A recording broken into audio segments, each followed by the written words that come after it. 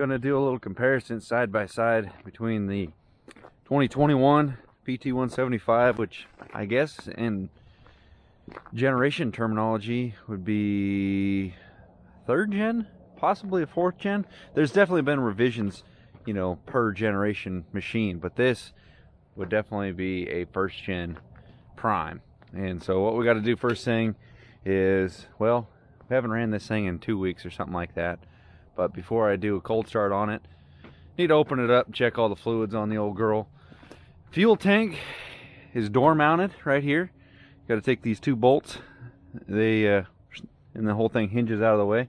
Check the oil, and we got to pop the cab because we got some stuff underneath of it that we need to grease. All the mechanics are underneath for the hydraulics to lift it all up right here. Some of the stuff is right here for the oscillating undercarriage, and the pivot points for the loader arms are right there, but the cylinders and stuff, we need to get to that. So same thing as all of Prime Techs before, and I'm sure after this, 2 bolts, pull those out. But this one's got a hydraulic jack right here. Some of the older ones had a electric jack instead of just a hand pumper. So let's go ahead and get this thing opened up. Yep. Folks at FAE, V-Belt here just decided that you need to have, oh, I'm saying it. This needs a little, it is a rapid double pump, meaning up and down to give you a pump action. Feels good both ways. It's kind of nice that it'll warm you up. It's a preheater for your body. And somewhere in there is a little stopper thing so that you don't get squished by the cab. Got a stick. Nikita finally came out with her grease gun. It's cold. You gotta grease those 2 cylinders right there. Up underneath here to give you a chance to check out everything. This machine's got a lot more room because they moved the fuel tank, like I said, over to the door.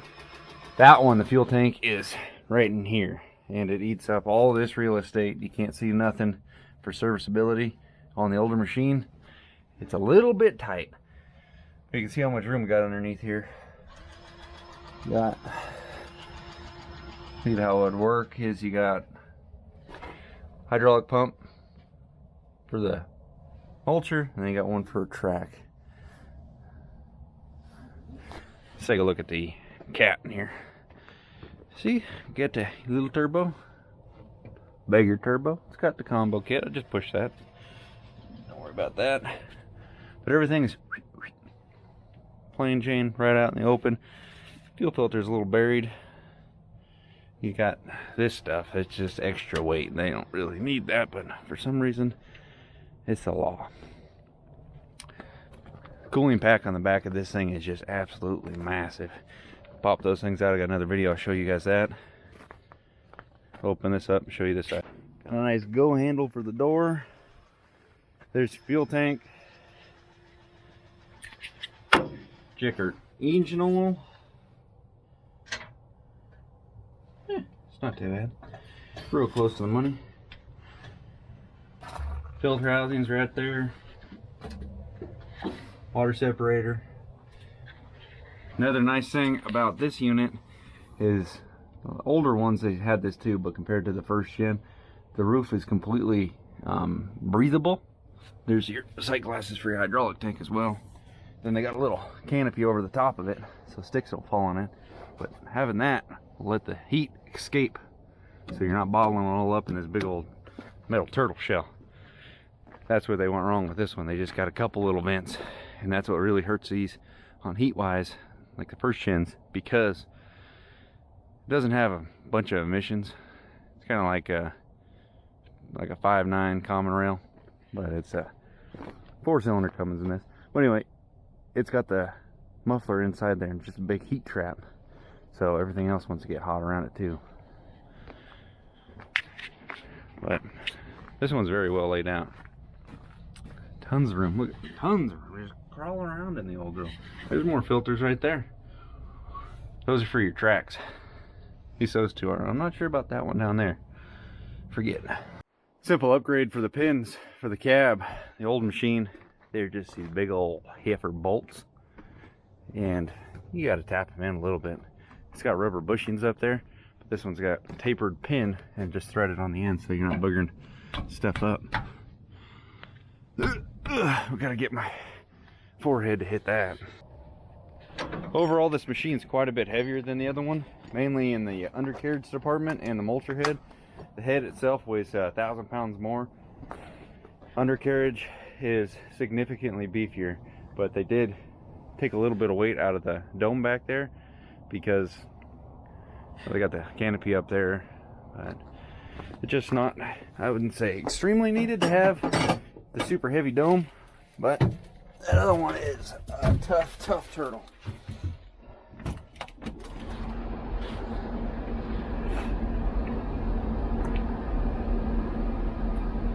Hopefully the old girl wants to hang out. I don't see a grid heater light. They're real low on def. Let's go get some of that junk. Fire right off.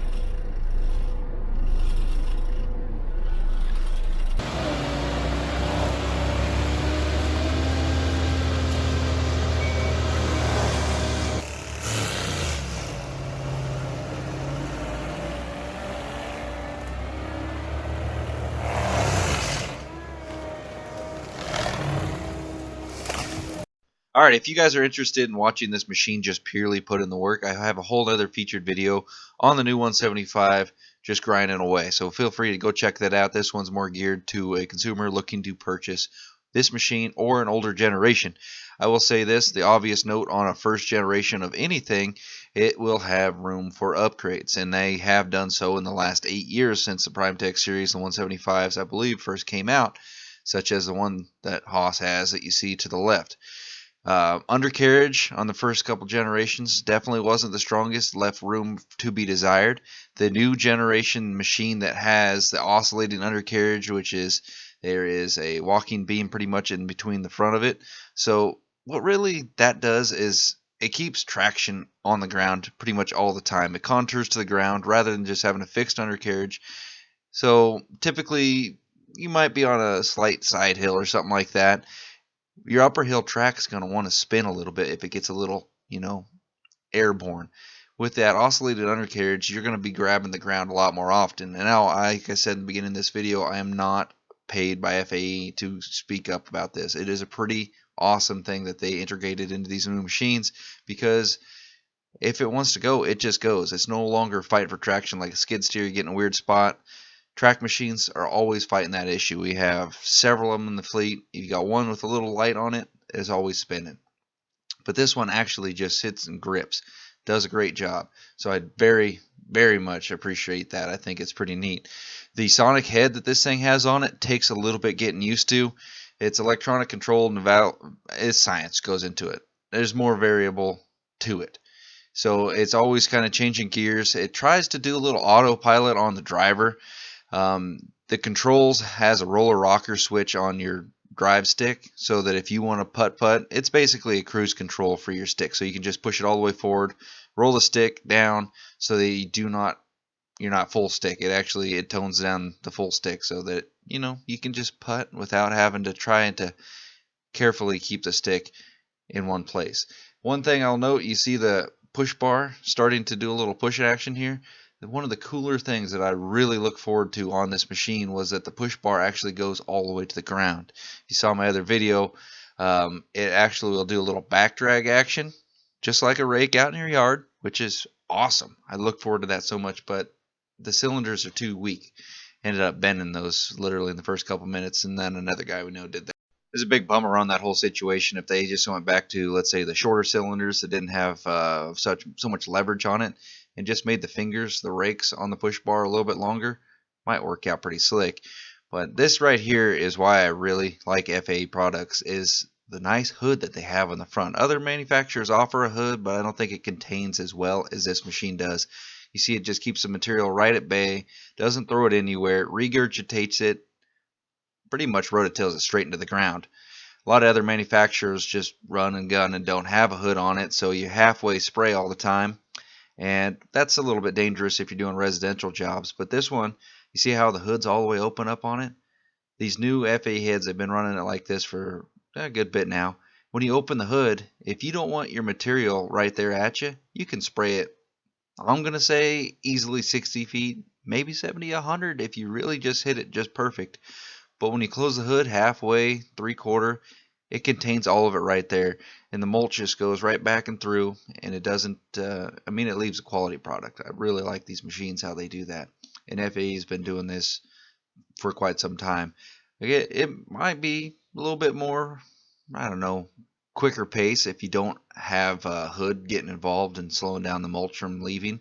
If you're just trying to run a gun and just spray the material down, yeah, I could see if you're out in the woods, that'd be fine. But we do a lot of residential work, and you know, having the hood open like this, we hardly ever have that chance. A couple other things about the whole FAE product package. These things ride like a Cadillac. I don't want to come across as just a complete FAE fanboy, but I do really appreciate a lot of the things they do on these machines, especially if you're hitting the number of over $300,000+ US for one of these things. That includes, you know, I can't give accurate numbers on here because you might be close to the Georgia FAA headquarters, where all these machines essentially ship out of on the state side. Shipping comes into play, taxes, local dealer, if they like you, any of that stuff. I don't give out realistic, you know, spot on numbers, but they are not cheap machines, and the production that these things put down on a carrier package that is still light enough to haul on a gooseneck, I think is absolutely crucial for one of these rigs. It was getting a little bit dangerous, but the way modern pickups are stepping up their tow capacity and being able to tow, this is a 25,000 pound machine. Definitely not a light hoss. Going back to the first generation machine, if you put knives on this log, by the way, it would chow through that. 300 would chow through it, but if you got a 4-foot log made out of oak that is pretty much petrified, she's going to be tough. But I can't really think of any issues that the older machines had that they didn't come up with a cure and remedy for. They did try to invent a couple newer things that might have taken them back a little bit, but for the most part, the undercarriage was a big issue, and you can see that just the bulk heaviness of that thing. It is a stout rig. Take the older one here for a little run and show you guys a comparison.